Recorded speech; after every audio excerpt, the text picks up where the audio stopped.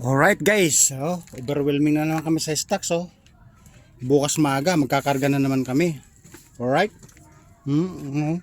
Halos sagad na sa bubong guys. Nakita nyo na. Halos sagad na sa bubong. Halos wala na kaming mararaanan. Alright. Okay.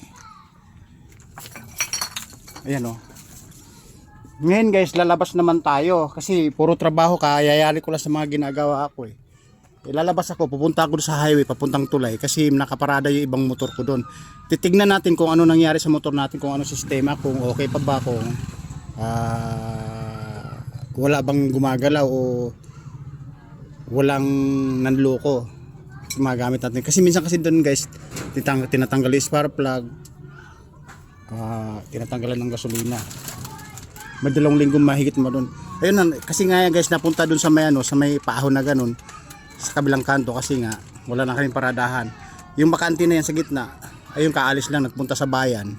Driver yung anak ko, pinipick up na nila yung nasa bodega. Alright, lalabas na po tayo again guys. Bukas biyabahin na po kami, overwhelming na sa stocks para may pundo, para may kita. Alright, titingnan natin kung ang naiwan doon guys, yung yung pinarada ko doon, yung street bike Honda Shogun, Kawasaki Shogun, hindi Honda-Hondahan. Alright,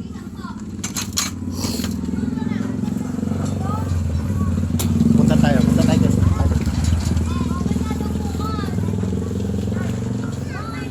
Ito mga idol dito, marami. Oy, may pupuntahan ako. Sige, may mga idol natin. Okay, mamaya pa. Guys, puro libre. Idol. Yan, mga kabataan. Mga idol natin yan. Alright. Yun pala mga idol ko to. Yan guys, di na muna. Paglabas ko pala, nagkakagulo na. Ayan Alright. Yan guys. Andun kasi sa likuan guys, yung motor natin. Pinarada natin doon. Andun sa may pagliko ng Tulay. Saan punta?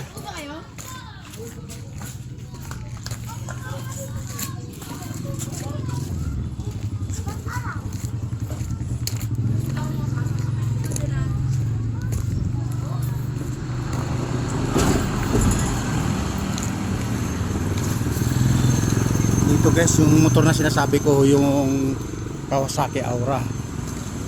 Kasi flat kasi guys to, flat. Kaya nandito sa paahon ng Tulay na ganun, kaya pinarada din. Ngayon tinalian ko ng para hindi mabuksan yung U-box kasi maraming gamit po dun And guys, may napapansin ako guys, kasi to nako. Yan guys, nakita nyo na guys, dalawang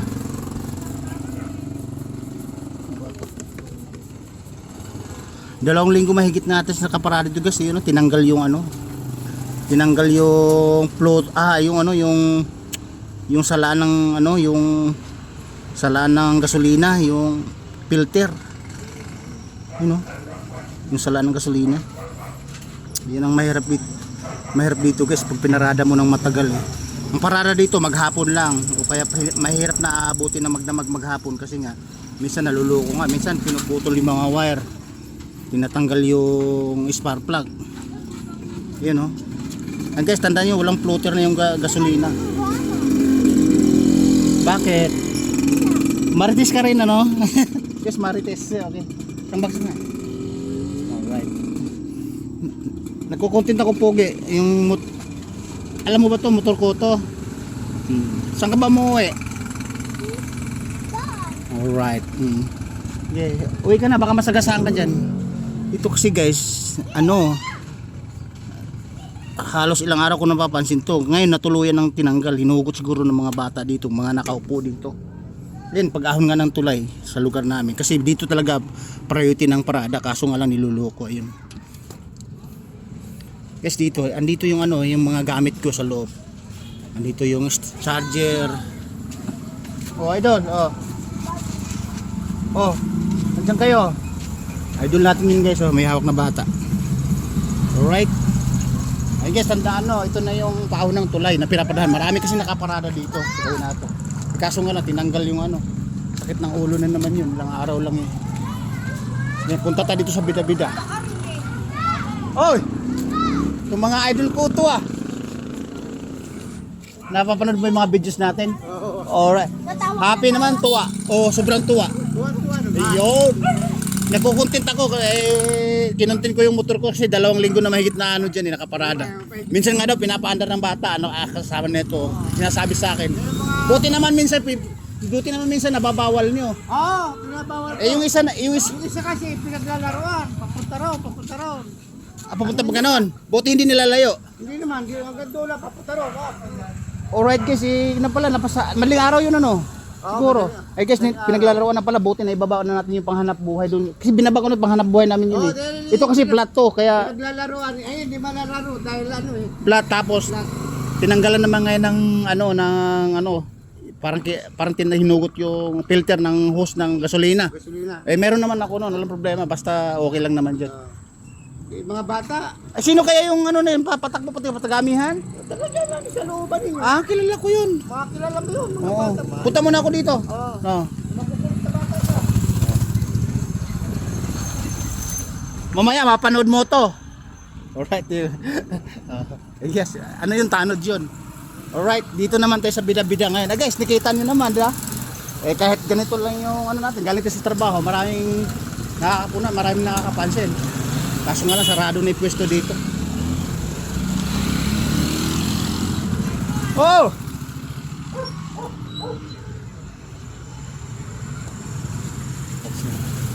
Nag-content ako kasi kinunting ko yung motor ko nakaparada sa pag-ahon ng tulay. Alright, punta muna tayo sa bida-bida dito. Dito guys, maraming bida-bida dito.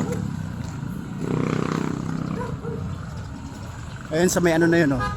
May gawin na yun, mga bida-bida na natin yan. Alright.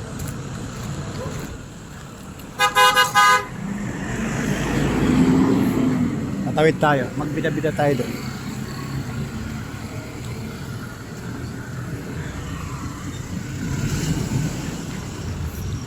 Right? Dahil nakatawid tayo. Ayan yung mga bida-bida natin dito. Mga boss! Long time no see! Alright guys, yung mga bida-bida natin. Yung mga kasangga natin. O diba? Nakita nyo, nagkamada ng mga items oh.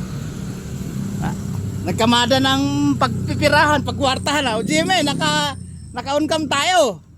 Mamaya mapan... Nang? Sige. Sige. Okay. Hindi ah. Maraming kamukha Jimmy ano, ikaw naman. May Jimmy may Jimmy mangingi, may Jimmy mabait, may Jimmy loko-loko, may Jimmy matulungin. Ikaw naman. Ito. Alright guys, ito. Ito guys, ito yung bida-bida natin. Ayan oh. Idol! Yan guys oh, ang daming pagkikitaan ah. Siguro nagsunog ng panghanap buhay ah. Alright. Ito guys, kaibigan natin to, bida-bida. Kahapon di ako pinapansin, siguro dati kasing artista to. Dati siyang showbiz chismis, ngayon maritis na lang. Alright. Woo. Ngayon may bida-bida pa tayo dun guys. Mukhang Manding, mukhang pulutan ang ano mo ah. Niluto mo ah. Pulutan, I guess pulutan nga oh. Kasain. Mani yan ah, mani ba yan? Guys, naglalaglaga siya ng mani oh. Parang sampalok no. Mani. Alright guys. Punta naman tayo doon sa bida-bida sa Gawero, alright? Babalikan natin yan. Woo! Tingnan nyo naman guys, di ba? Marami tayong kabida-bidahan. Akit tayo! Idol! Alright guys, nakita mo na. Nakita nyo na guys, kumakaway-kaway na yung mga idol natin.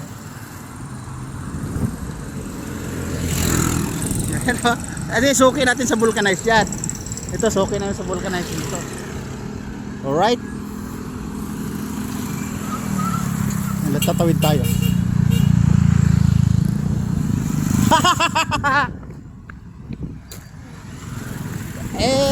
Nag-content ako doon galing sa bahay hanggang sa mga bida-bida. Maraming bida-bida.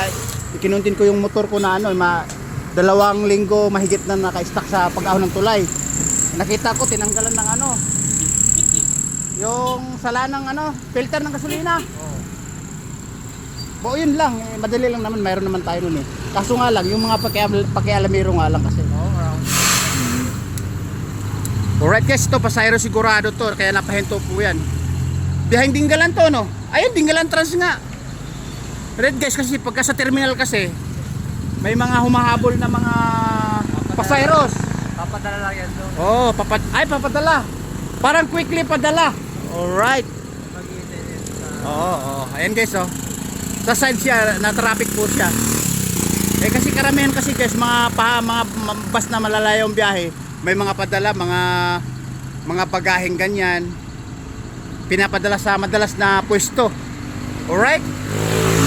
Yan yung bus na yan guys doon, nakaparada doon sa may ano. Nakapila doon sa may terminal.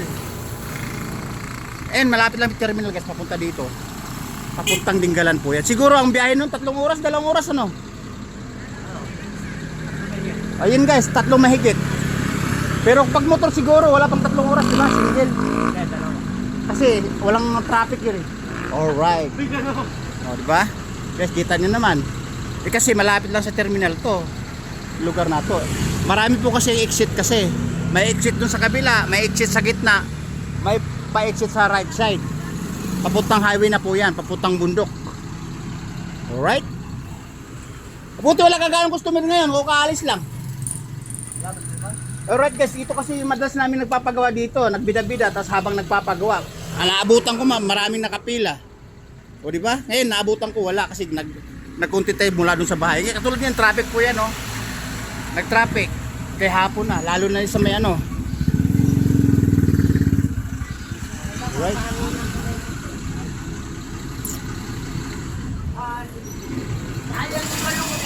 Ayun, nag-aalangan. Tatawid na po kasi nakagitna po yung bus eh. Kaya masyado traffic. Alright.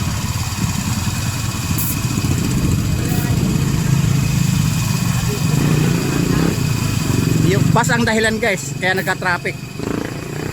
Eh, buti ka mo, wala sa highway to. Kung nasa highway, huli na ng enforcer yan. Huli na ng LTO yan. Eh siyempre, obligado may violation na yan. Di ba?